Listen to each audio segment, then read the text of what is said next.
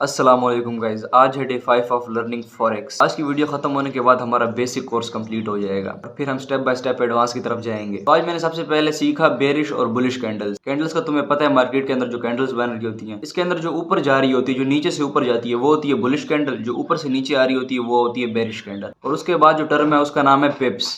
तो तुम देखोगे हर कैंडल के साइड पे एक प्राइस शो हो रही होती है। कुछ नंबर डेसिमल के उस साइड शो होते हैं जो फ्लक्चुएट कर रहे होते हैं, ऊपर नीचे जा रहे होते हैं, और कुछ डेसिमल नंबर के इस साइड। जो डेसिमल नंबर के इस साइड होता है उसका जो लास्ट डिजिट होता है जब वो मूव करता है तो हम कहते हैं कि पिप्स मूव कर रहे हैं। अगर वो अप जा रहा है यानी कि इंक्रीज हो रहा है तो हम बोलते हैं कि पिप्स इंक्रीज हो रहे हैं। जब डिक्रीज होता है तो हम बोलते हैं डिक्रीज हो रहे होते हैं। जैसे वो पिप इंक्रीज होता है जो साइड वाले नंबर है वो भी उसके साथ इंक्रीज हो रहे होते हैं। ये तो नॉर्मल मैथ्स है। इसके बाद है एसएल और टीपी यानी कि स्टॉप लॉस और टेक प्रॉफिट। और ये एक ट्रेडर के लिए सोने पे सुहागा वाली बात है। फॉर एग्जाम्पल आपने मार्केट में कोई ट्रेड ले ली, अब तुम लाइव चार्ट को देख रहे हो, जब नीचे जाता है तो तुम्हारी सांस भी साथ जा रही है कि ओह लॉस हो रहा है, लॉस हो रहा है। और जब ऊपर जाती है तुम्हें खुशी होती है कि मैं निकाल लूं, मैं निकाल लूं, मैं निकाल लूं, बस इतना प्रॉफिट काफी है। तो इंसान जो है अपने रूल्स के साथ स्टिक नहीं रह सकता। तो इसलिए एक टर्म है स्टॉप लॉस और टेक प्रॉफिट। तो फॉर एग्जांपल आपने यहाँ पे ट्रेड ली मार्केट में और आपने यहाँ पे एक निशान लगा दिया, यहाँ पे आपने बोल दिया कि जब मार्केट जो कैंडल्स हैं यहाँ तक आए तो मेरी जो ट्रेड है वो ऑटोमेटिकली ऑफ हो जाए, उतना प्रॉफिट मेरे लिए काफ़ी है। और इसी तरीके जब बेरिश है, जब नीचे आए तो जब यहाँ तक आए तो मैं सिर्फ इतना ही लॉस बर्दाश्त कर सकता हूँ, यहाँ पे मेरा जो है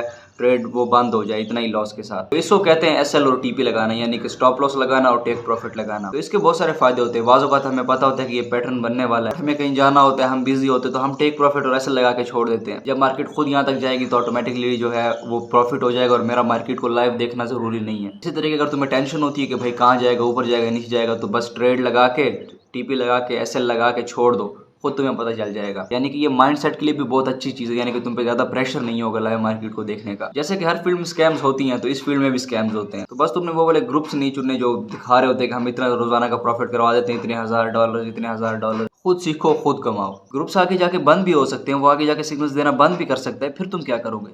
लेकिन जब तुम्हें पता हो कि मुझे सारे कंसेप्ट आते हैं, मैं खुद कमा सकता हूँ, आई एम सेल्फ डिपेंडेंट, तो किसी बात की टेंशन ही नहीं होगी ना, तुम ही खुद के बादशाह हो। तो स्कैम से बचो। बात होता है मेथड ऑफ फॉरेक्स में। इसमें दो चीजें होती हैं, फंडामेंटल्स और टेक्निकल। टेक्निकल हमने सारी पढ़ ली हैं। टेक्निकल में ये pips, SL, TP, bearish candle, bullish candle, strategies वगैरह, एवरेज क्या होता है, स्प्रेड क्या होता है, फंडेड अकाउंट के रूल्स वगैरह समझना, ब्रोकर क्या है, फंडेड अकाउंट क्या है, तो वो सारी चीजें जो चार्ट पे नजर आ रही होती हैं वो होती है उसकी टेक्निकलिटीज ही बोलेंगे। तो जब भी हम ट्रेड लेते हैं हम दो टाइप के एनालिसिस करते हैं, यानी कि दो तरीके से देखते हैं कि ट्रेड हम कौन सी लें। जो हम करेंसी ले रहे हैं उसको बाय करें, सेल करें, किस करेंसी को बाय करें, किस करेंसी को सेल करें। तो वो दो तरीकों से होती है, एक होती है टेक्निकल एनालिसिस और एक होती है फंडामेंटल एनालिसिस। जो टेक्निकल एनालिसिस है वो चार्ट्स की रीडिंग है, चार्ट्स को देखना होता है कि चार्ट्स बार बार कौन से पैटर्न फॉलो कर रहा है, चार्ट्स के बिहेवियर को समझना, मैंने कहाँ पे एंट्री लेनी है, कहाँ पे एग्जिट लेनी है, तो चार्ट को समझना और जो चार्ट पे हो रहा है उन चीजों को समझना, वो आता है टेक्निकल एनालिसिस में। और फंडामेंटल एनालिसिस में जो होता है वो न्यूज होती है। थोड़ा बहुत तुम खुद भी न्यूज देख सकती हो और अक्सर बातें आ ही जाती है। फॉर एग्जाम्पल किसी कंट्री ने बहुत सारे नोट्स छाप दिए एकदम, तो हमें पता है वहाँ पे इन्फ्लेशन होगी, इन्फ्लेशन से उसकी करेंसी का जो है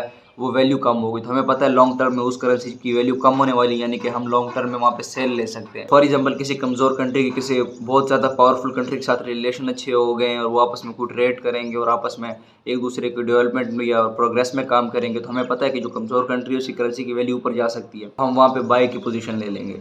या जैसे आजकल ट्रंप आके कुछ भी बोल देता है तो मार्केट कितनी ऊपर नीचे हो जाती है। तो इन चीज़ों को समझना, हमें पता होना चाहिए कि कब जो है ट्रंप आके कुछ बोलेगा तो हमें उस जगह ट्रेड नहीं लेनी, या कोई कंट्री अपने मुल्क में क्या क्या काम कर रही है जिससे उसको तरक्की हो सकती है या नुकसान हो सकता है।